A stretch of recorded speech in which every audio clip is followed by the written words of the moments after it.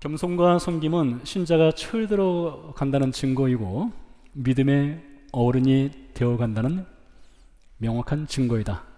오늘 말씀의 주제입니다. 겸손과 섬김은 신자가 철이 들어가는 것이고 믿음의 어른이 되어가는 명확한 증거이다.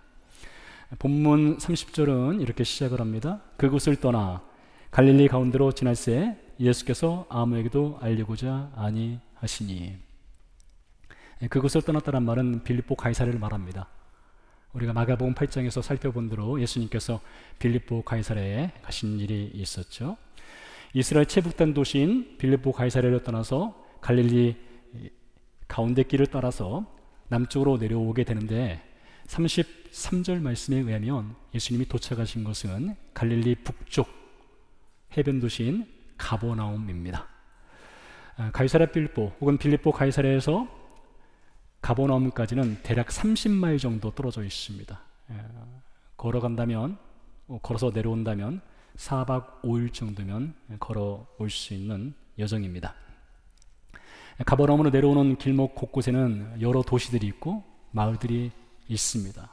하지만 예수님은 일부러 그 도시나 마을에 들어가지는 않으셨습니다. 그 이유에 대해서 31절은 이렇게 설명합니다. 이는 제자들을 가르치며 또 인자가 사람들의 손에 넘겨져 죽임을 당하고 죽은 지 3일 만에 살아나리라 하는 것을 말씀하셨기 때문이더라. 예수님이 마을과 도시로 들어간다면 사람들을 가르치고 복음을 전하고 병자를 치유하는 그런 사역을 하셨을 텐데 이런 공적인 사역보다 예수님은 제자들을 가르치는 사적인 사역에 집중하셨습니다.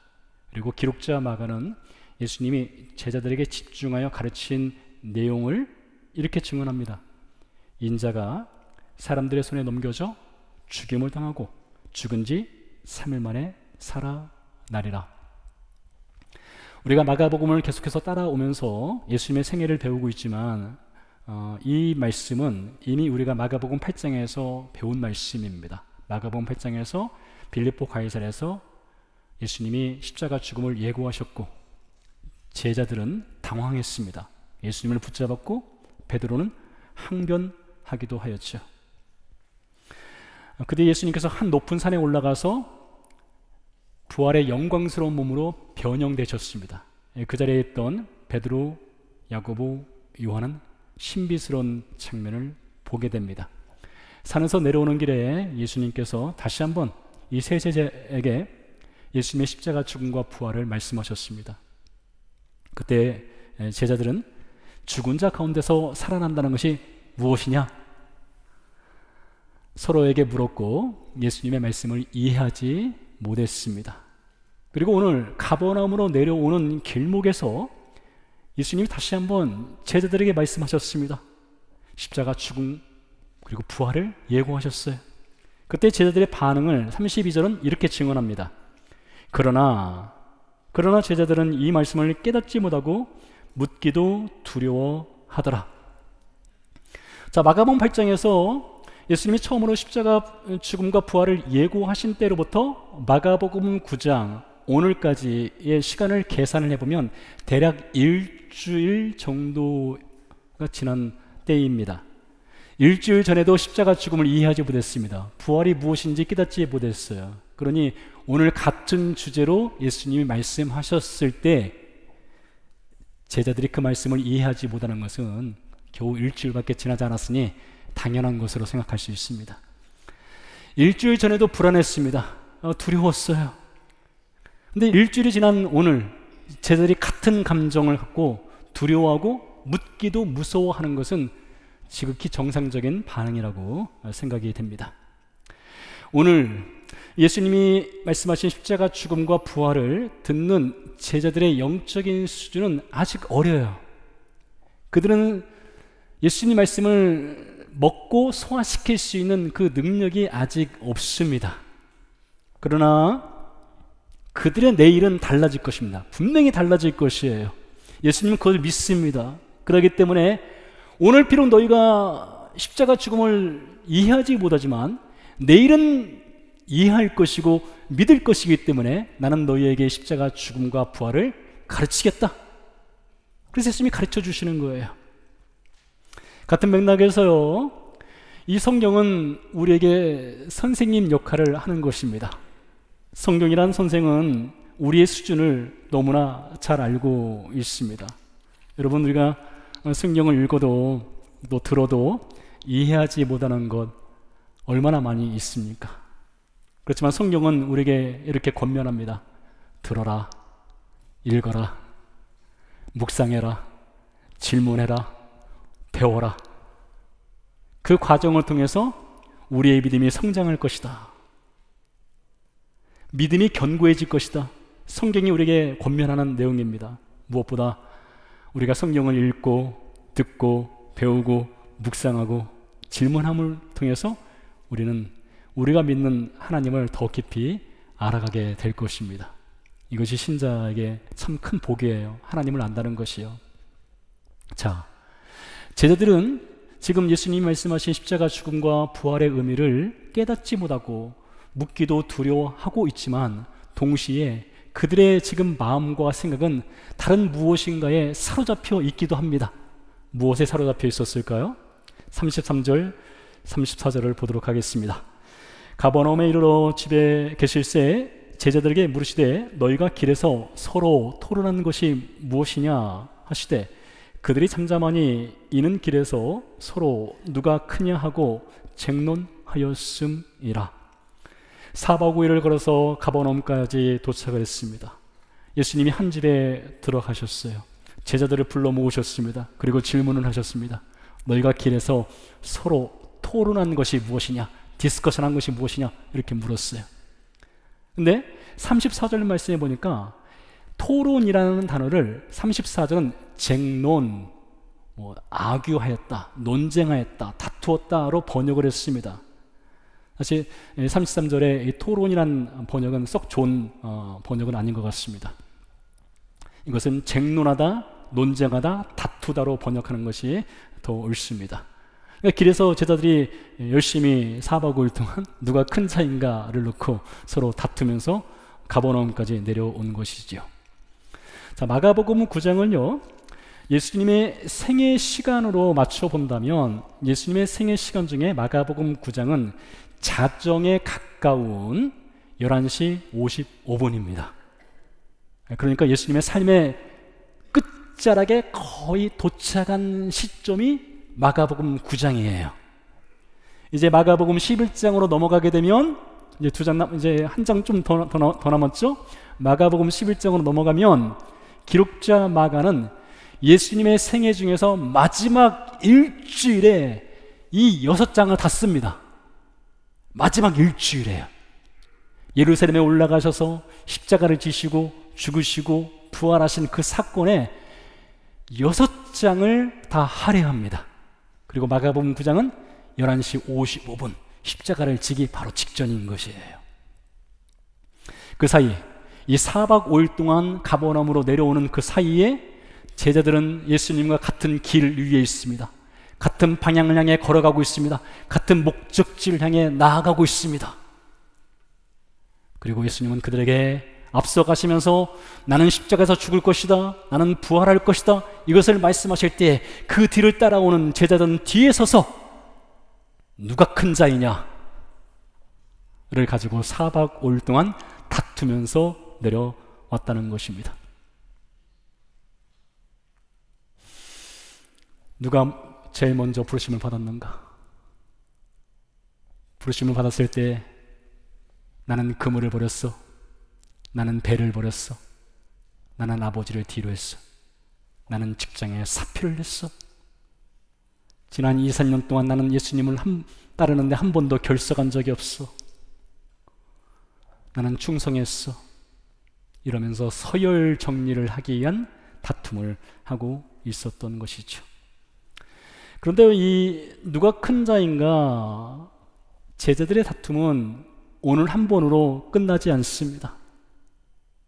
머지않아서 예수님께서 예루살렘으로 올라가시는 길목 가운데 있을 때에 그 뒤를 따르는 제자들 다시 한번 누가 큰 자인가 이것을 놓고 서로 다투는 장면이 펼쳐지게 됩니다. 우리가 드라마를 볼 때 가장 꼴불견, 볼썽싸나운 장면 중에 하나는 어머니나 아버지가 병실에서 사경을 헤매고 있을 때에 그 앞자리에서 자녀들이 재산 가지고, 유산 가지고 다투는 장면일 것입니다. 드라마 속에서도 펼쳐지면 안 되고 현실에서는 더욱더 있어서는 안 되는 그런 장면이죠. 근데 지금 그와 비슷한 장면이 펼쳐지는 거예요. 예수님은 영광스러운 십자가 죽음을 비장한 각오로 말씀하실 때 제자들은 그 뒤에서 영광의 욕망에 취해서 누가 큰 자인가, 누가 높은 자를 차지할 것인가를 놓고 한심하게 다투고 있는 장면이죠. 얼마나 부끄러운 장면입니까? 자, 그런데요, 이 장면을 기록한 기록자 마가복음 마가가 썼습니다. 기록자 마가는 예수님의 직접적인 제자가 아닙니다. 그는 예수님을 만난 적이 없습니다. 그런 마가가 예수님의 생애, 그리고 예수님과 제자들 사이에 있는 이 내밀한 대화의 내용을 어떻게 알았을까요? 또 이렇게 기록할 수 있었을까요? 베드로전서 5장 10절 말씀에 의하면 베드로가 이런 말을 합니다. 마가를 가리켜서 마가는 나의 영적 아들이다 라고 말을 해요. 이 마가라고 하는 인물은 베드로의 동역자이면서 영적 아들이면서 또한 베드로의 제자이기도 하였습니다. 베드로는 예수님의 생애를 누구보다 잘 알고 있는 인물이지요. 처음부터 마지막까지 예수님을 따라오지 않았습니까? 그래서 베드로가 영적 아들이자 제자이자 동역자인 마가에게 예수님의 생애 이야기를 말로 들려준 것입니다. 마가는 그것을 듣고 글로 기록한 것입니다. 그 기록이 마가복음이고 우리가 지금 배우고 있는 것이에요. 마가가 이 글을 기록한 시기는 주후 65년에서 70년 사이입니다. 마가복음 9장 사건으로부터 계산을 해보면 약 30여 년 뒤에 이 글이 기록되게 된 것입니다. 마가복음 9장, 이 사건이 기록되기까지를 상상의 나래를 펴서 생각을 해보면 이렇게 생각해 볼 수가 있습니다. 어느 날 베드로가 자신의 제자이자 동역자인 마가를 이 챈틀리에 있는 커피숍으로 불렀어요. 커피숍에서 만났습니다. 커피 한 잔을 놓고서 이제 대화를 하는 것이죠. 마가에게 예수님의 생애 이야기를 처음부터 쭉 들려주는 것입니다. 마가는 귀를 기울여서 그 이야기를 듣고 또 적기도 하고 이런 것이죠. 근데 예수님의 생애 이야기에는 예수님만 등장하지 않습니다. 우리가 아는 것처럼 그 자리에는 군중들이 있습니다. 예수님과 늘 대적하던 바리새인들도 있습니다. 그리고 그 이야기 속에는 제자들의 이야기도 담겨 있습니다. 베드로는요, 마가와 함께 커피를 마시면서 예수님의 생애를 얘기하다가 그 옛날 30여 년 전에 빌립보 가이사랴에서 가버나움으로 내려오는 4박 5일 여정 가운데 예수님이 십자가 죽음을 얘기할 때에 자신과 다른 제자들은 그 뒤편에 서서 누가 큰 자이지? 베드로인가? 야고보인가? 요한인가? 도마인가? 누가 큰 자인가를 놓고 열심히 다투었던 그 생생한 기억이 있습니다. 그리고 마가에게 분명 이렇게 말했을 것입니다. 마가야, 그때는 그랬어. 그때는 서로 다투었어. 그때는 너무 어렸어. 그때는 철이 들지 않았어. 그 기억을 풀어놓는 것입니다. 마가는 들은 것을 글로 기록한 것이죠. 그리고 오늘 우리가 그것을 배우고 있는 것입니다. 그런데요, 베드로는 단순히 자신이 기억하고 있는 것을 말로써 마가에게 전달하고, 마가는 그 들은 것을 단순히 역사적 팩트만을 그냥 적어서 우리에게 가르쳐 준 것은 아닙니다. 여기에는 그 이상의 의미가 담겨 있습니다. 여러분, 30여 년 전으로 돌아가 보십시다. 베드로의 30여 년 전, 그는 어떤 삶을 살았습니까? 어떤 제자였습니까? 다른 제자들 어떤 제자였습니까? 길 위에서 싸우는 제자들이었습니다. 길 위에서 누가 큰 자인가를 놓고 다투었던 제자들이었습니다. 하지만 30여 년이 지난 뒤에 마가와 함께 커피숍에서 그 30여 년 전의 이야기를 풀어놓는 베드로는 전혀 다른 베드로입니다.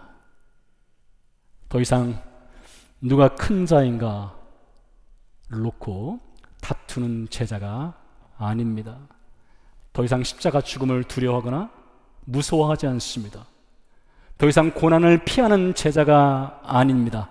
이름도 같아요, 생김새도 같아요. 그러나 30여 년의 시간이 그에게 성장의 시간이 되었습니다. 30여 년의 시간이 그에게 믿음이 견고히 세워지는 시간이 되었어요. 30여 년의 시간이 믿음의 어린아이에서 믿음의 어른이 되는 시간으로 이끌어 왔던 것이죠. 무슨 근거로 이렇게 말할 수 있을까요? 사도행전 3장에 보게 되면 베드로와 요한이 기도 시간이 되어서 성전으로 올라가는 길목에 미문이라고 하는 곳에 앉아서 구걸하는 장애인을 만나게 됩니다.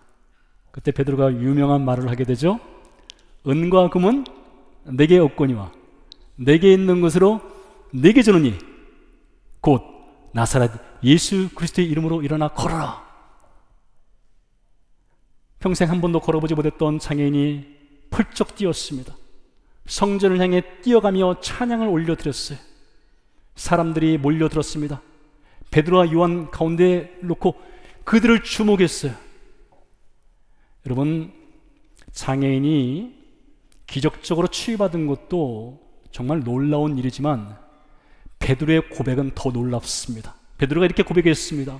이스라엘 사람들아, 어찌하여 우리를 주목하느냐?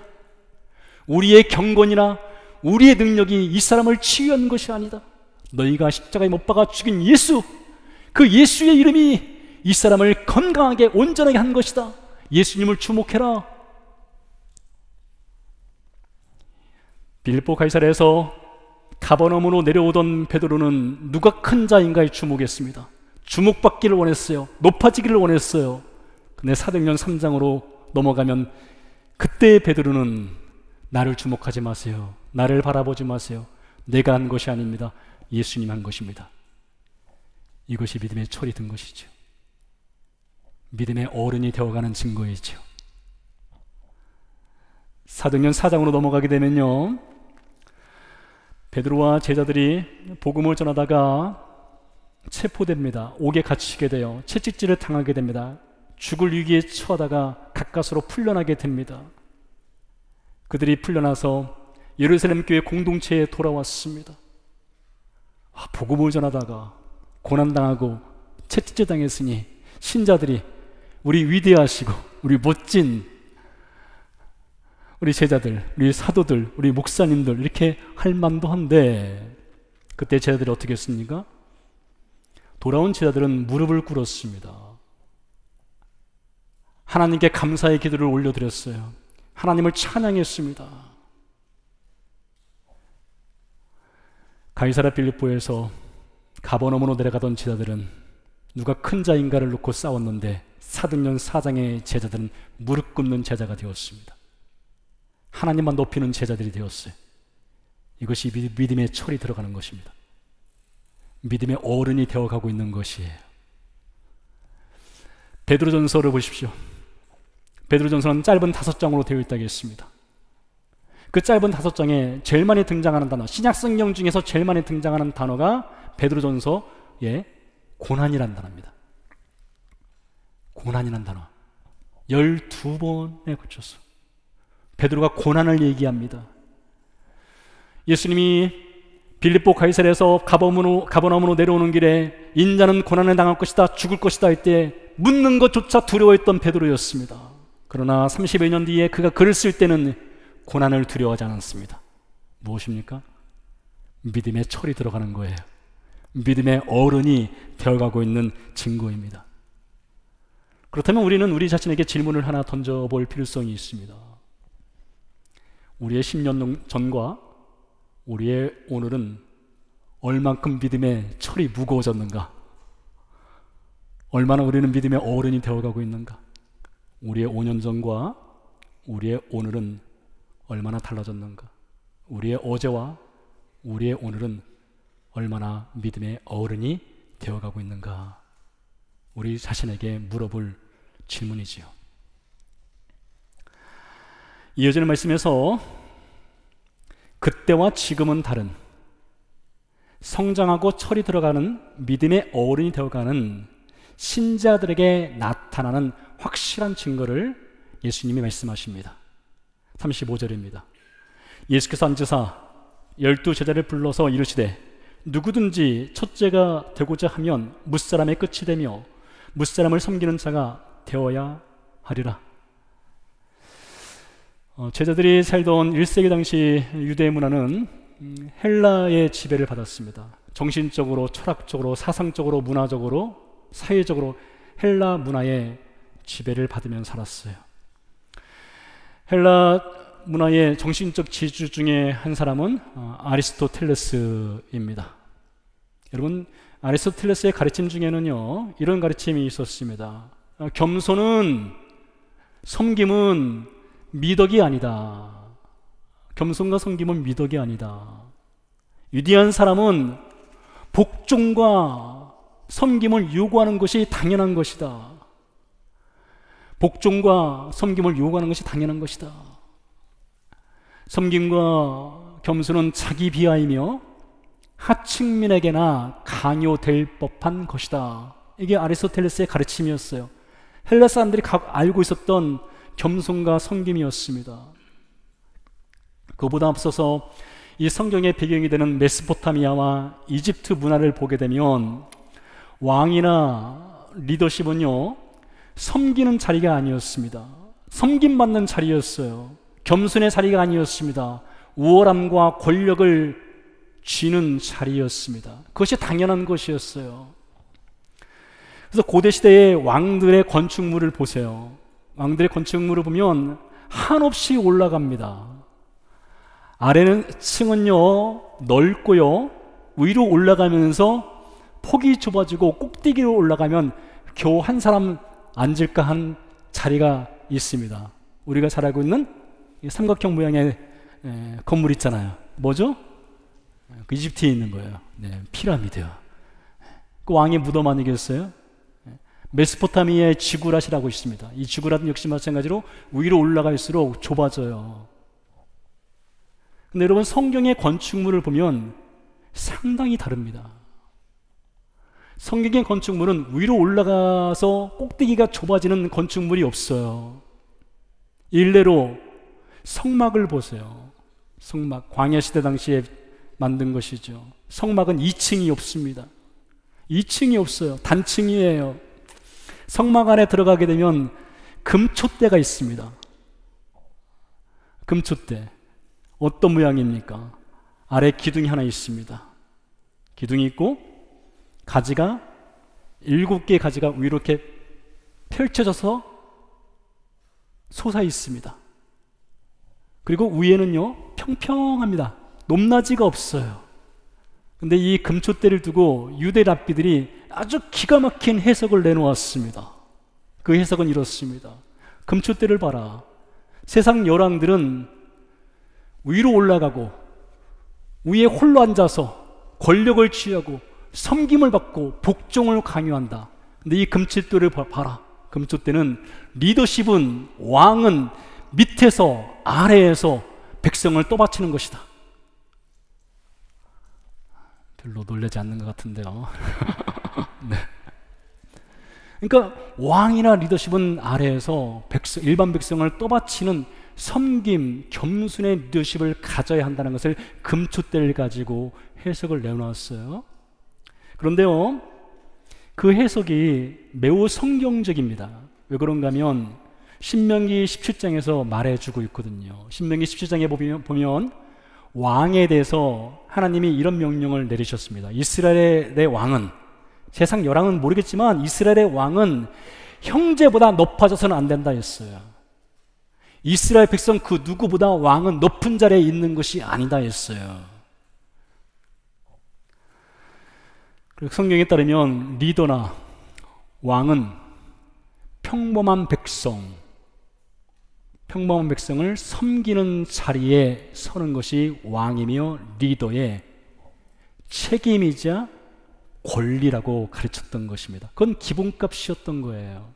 그런 의미에서 볼 때에 오늘 예수님이 누가 큰 자인가를 갖고 다투고 있는 제자들에게 누구든지 첫째가 되고자 하면 끝자리에 서야 하고 무사람을 섬기는 사람이 되어야 한다는 이 가르침은 전혀 새로운 것이 아닙니다. 왜요?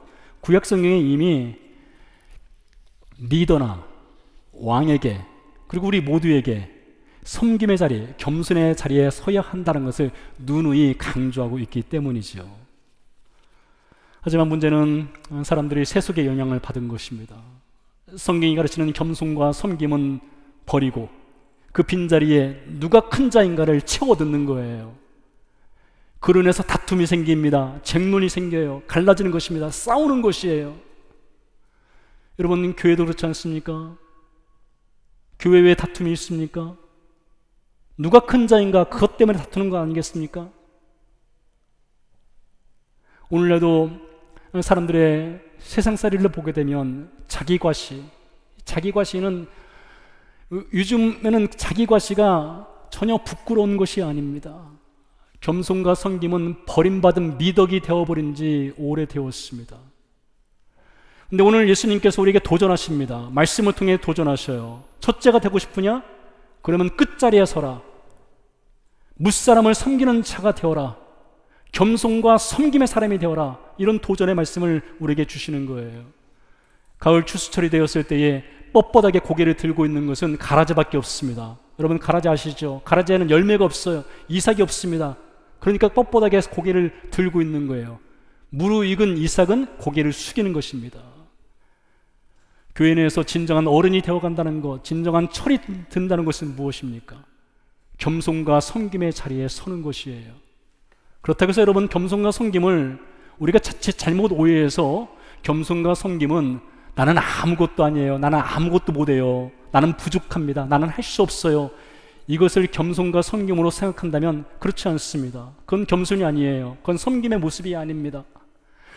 겸손과 섬김을요, 나는 작고 중요하지 않은 존재입니다, 그렇게 말하는 것, 그것도 겸손이 아닙니다. 그것도 섬김이 아니에요.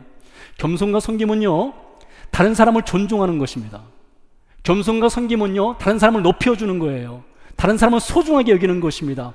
다른 사람을 칭찬하는 사람이 겸손한 사람인 거예요. 다른 사람을 격려하는 사람이 겸손한 사람인 것입니다. 섬기는 사람인 것이에요. 다른 사람과 비교하여 높낮이를 정하지 않는 것이 겸손과 섬김입니다. 그리고 잘 들으세요. 겸손과 섬김의 최고봉은요, 예배를 드리는 것입니다. 여러분, 예배를 드리는 것이 겸손과 섬김이에요. 예배는 하나님 앞에 내가 엎드리는 것 아니겠습니까? 하나님만이 나의 삶의 주인이라고 고백하는 것 아니겠습니까? 여러분, 겸손과 섬김을 잘못 오해해서 예배 없는 일을 하시는 분들이 계셔요. 예배 없이 교회 와서 열심히 일하고 주방에서 일하고 밖에서 일하고 돌아다니고 하시는 분들 계셔요. 여러분, 그 위험한 것입니다. 정말 위험한 것이에요. 그건 교만으로 나가는 길이에요. 겸손과 섬김의 사람은 절대적으로 예배를 드립니다. 예배 없는 섬김, 예배 없는 봉사, 정말 위험합니다. 꼭 들으셔야 됩니다. 그건 꼭 붙잡으셔야 되는 거예요. 자, 예수님의 겸손과 섬김을 볼까요? 예수님의 겸손과 섬김, 마가복음 10장 45절에 이렇게 기록되어 있습니다. 인자가 온 것은 섬김을 받으려 함이 아니라 도리어 섬기려 하고 자기 목숨을 많은 사람의 대속물로 주려 함이니라. 마가복음의 키 패시지이기도 하지요. 예수님이 세상에 오셨어요. 섬기기 위해서요. 왜 오셨어요? 자기 목숨을 대속물로 주기 위해서요. 이게 예수님의 겸손이고 섬김이지요. 이것을 빌립보서 2장으로 넘어가서 연결시켜 보게 되면 바울이 빌립보서 2장 3절에서 이렇게 말을 하고 있습니다. 아무 일이든지 다툼이나 허영으로 하지 말고 오직 겸손한 마음으로 각각 자기보다 남을 낮게 여기고. 여러분, 이 한글 낮자를 잘 보셔야 됩니다. 낮자요. 예. 이게 시읒이 돼야지 지읒이 되면 큰일 나는 겁니다. 남을 낮게 여기면 그건 겸손한 것이 아니죠. 남을 시읒으로 여기는 것이에요. 그러면서 바울이 2장 5절 이하에서 예수님의 겸손과 섬김을 이렇게 설명해 갑니다. 너희 안에 이 마음을 품으라 곧 그리스도 예수의 마음이니. 그 다음에 이어서 예수님의 섬김과 예수님의 겸손을 이렇게 증언하고 있어요. 그는 하나님의 아들이시나 세상에 사람의 아들로 오셨다. 그는 영원하신 분이나 시간 속으로 들어오셨다. 그는 섬김 받으시는 분이시지만 섬기는 자리로 내려오셨다. 그는 순종 받으시는 분이시지만 순종하기에 오셨다. 아니다. 순종으로 끝인 것이 아니다. 십자가에 죽기까지 복종하셨다. 이게 예수님의 겸손이고 예수님의 섬김 아니겠습니까? 거기서 끝이 아니죠. 예수님의 섬김과 복종, 십자가의 죽음을 통해서 허물과 죄로 죽었던 우리를 흑암의 권세에서 건져내어 하나님의 나라로 옮겨 주셨습니다. 사탄의 자식이었던 우리에게 하나님의 아들의 권세를 주셨어요. 누구든지 첫째가 되고자 하는 자는 끝자리에 서라. 무사람을 섬기는 사람이 되어라. 예수님이 가르쳐 주셨을 뿐만 아니라 그렇게 삶을 살아주셨고 보여주신 것입니다.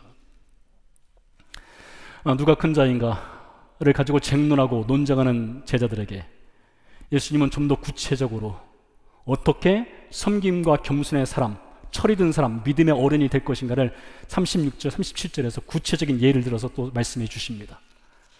어린아이 하나를 데려다가 그들 가운데 세우시고 안으시며 제자들에게 이르시되 누구든지 내 이름으로 이런 어린아이 하나를 영접하면 곧 나를 영접하며 누구든지 나를 영접하면 나를 영접함이 아니요 나를 보내신 이를 영접함이니라.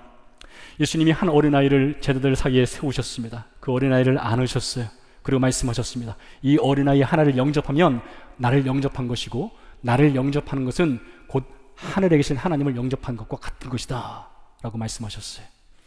여러분, 신자가 섬김과 겸손과 섬김의 신앙인으로서 성장하는지 철이 들어가는지 믿음의 어른이 되어가는지를 확인할 수 있는 가장 좋은 방법 중에 하나는 어린아이와 같이 내가 무엇을 베풀었을 때에 되돌려 줄 수 없는, 되갚을 수 없는 사람을 기쁜 마음으로 섬기는 것이 철이 들어가는 증거입니다. 믿음의 어른이 되어가는 증거예요. 내가 섬기되 보상받을 수 없는 섬김, 내가 베풀되 대갚아 줄 수 없는 섬김을 베푸는 것이 철이 들어가고 믿음의 어른이 되어가는 증거예요. 사랑이 있는 곳에 신이 있다. 톨스토이의 단편입니다. 짧은 단편이고 읽어보신 분도 있으리라 생각이 됩니다. 글 속의 주인공은 노인 마르틴이라는 구두 수성공입니다. 마르틴은 젊은 시절에 아내를 잃었습니다. 사랑하는 두 아들을 가슴에 묻었어요. 하나님을 원망했습니다. 방황했습니다. 자신만을 위해 살기도 했습니다. 그러던 어느 날 한 노인 순례자가 마르틴을 찾아옵니다. 둘 사이에 대화가 이어지게 됩니다. 마르틴이 묻습니다. 무엇을 위해 살아야 하는가? 순례자가 이렇게 답을 하죠. 하나님이 주신 생명이니 하나님을 위해 사는 것이 당연한 거 아니냐? 하나님을 위해 산다는 것이 무엇입니까? 성경을 펼쳐라. 성경에 답이 있다. 마르틴이 안경을 썼습니다. 성경을 펼쳤습니다. 성경을 읽어 내려갑니다. 그러면서 결심을 했습니다. 나도 성경의 가르침대로 살아야 되겠다. 톨스토이는요, 노인 마르틴의 이야기를 써내려가면서 다음의 문장을 글 속에 새겨 놓았습니다. 이렇게 말을 하고 있어요. 그 뒤부터 마르틴의 삶은 완전히 달라졌다. 세계적인 문호 아니겠습니까? 작가 중에 작가 아니겠어요? 근데 그 뒤로부터 마르틴의 삶은 완전히 달라졌다. 크게 감동할 수 있는 그런 명문장은 아닌 듯 싶습니다. 지극히 평범한 문장으로 보여지기도 합니다. 근데 이 지극히 평범한 문장에 위대한 힘이 있습니다. 어떤 힘일까요? 그 뒤부터입니다. 그 뒤부터 삶은 완전히 달라졌다. 평범해 보이지만 위대한 변화가 시작된 거예요. 너희 마르트는요, 추운 겨울날 눈을 쓰는 한 사람을 자기 구두 수선방에 초대해서 따뜻한 차를 줍니다. 대접해요. 가난한 여인이 젖먹이를 안고 밖에서 벌벌 떨고 있는 모습을 보고 그녀를 초대해서 작은 도움을 베풉니다. 어린아이가 배고파서 사과 하나를 훔쳤습니다. 그 작은 아이에게 선행을 베풀어 줍니다. 그날 밤에 집에 돌아온 마르티는 안경을 쓰고 성경을 펼치게 됐죠.